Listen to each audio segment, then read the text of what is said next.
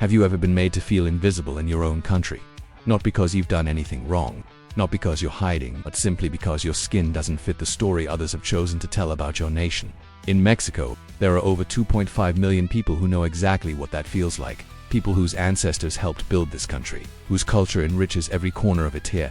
They've been systematically erased from the national narrative for centuries. These are the Afro-Mexicans, and their story, or more accurately, their erasure, reveals a painful truth about racism, invisibility, and the long road to recognition in modern Mexico. Before we go further, we want to hear from you.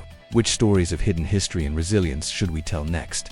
Afro-Peruvians, the Aboriginal people of Taiwan, the city of India. Let us know in the comments, because here at Equal Voices Hub, your voice helps guide ours. When most people think about Mexican identity, two roots come to mind: indigenous and Spanish.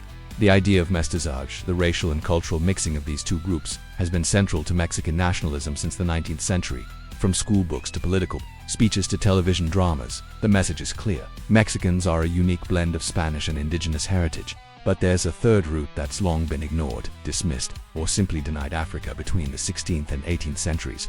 Hundreds of thousands of Africans were brought to Mexico as part of the transatlantic slave trade. In fact, colonial Mexico had one of the largest African populations in the Americas, second only to Brazil. Africans were brought to work on sugar plantations, in silver mines, and in cities from Veracruz to Mexico City. Their forced labor fueled the colonial economy, while their culture, music, food, language left lasting imprints on Mexican society.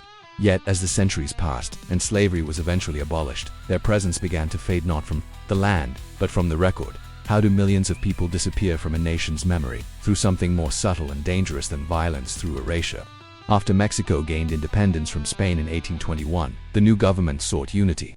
It abolished legal racial classifications and slavery, but also began crafting a national identity around the mestizo, those of mixed indigenous and European descent. The message was that all Mexicans were equal under this new racial harmony. But Afro-Mexicans didn't fit this narrative. They were neither European nor indigenous, so they were simply written out in textbooks. They were never mentioned. On census forms, their identity wasn't counted. In national holidays and parades, they had no role. For generations, Mexican children grew up believing the myth that there were no black people in Mexico, and Afro-Mexicans themselves were taught to blend in, stay quiet, and not claim an identity that many said didn't exist. But silence doesn't mean absence.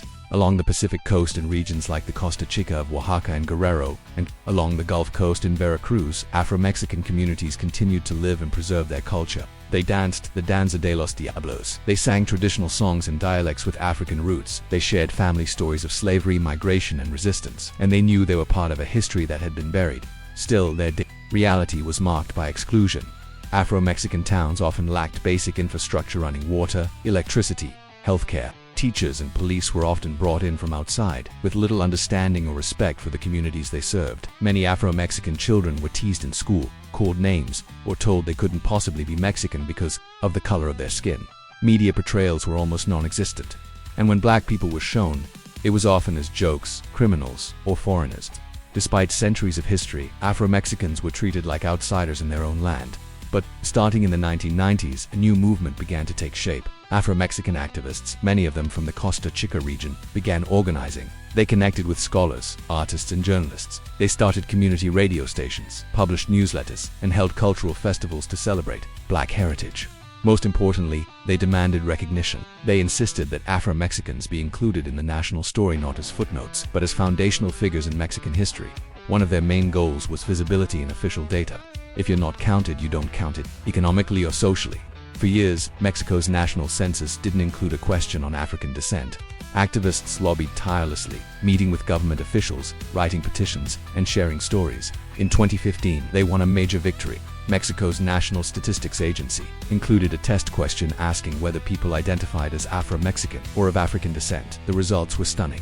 Over 1.3 million people answered yes. That was more than the population of several Mexican states. It proved what Afro-Mexicans had been saying all along. We are here. We have always been here. In 2019, another breakthrough came. The Mexican Constitution was amended to officially recognize Afro-Mexican peoples as part of the nation's multicultural identity. And in the 2020 national census, for the first time in history, Afro-Mexicans were fully counted.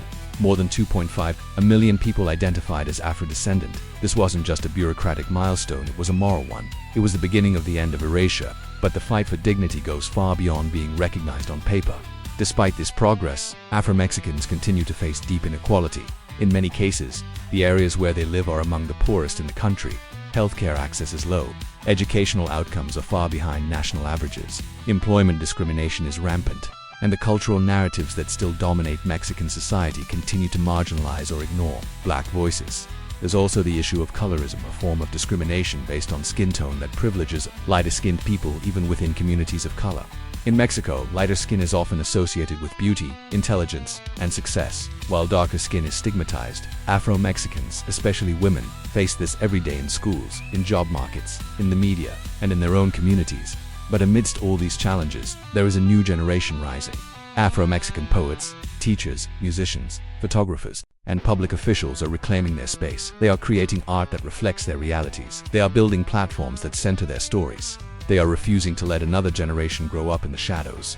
People like the late Maestro Wilmer Metelis, who championed Afro-Mexican and Haitian rights in Mexico, or the youth groups in Oaxaca that teach children about their African heritage through dance and storytelling, or the community-led initiatives that push for better access to schools, clean water, and political representation.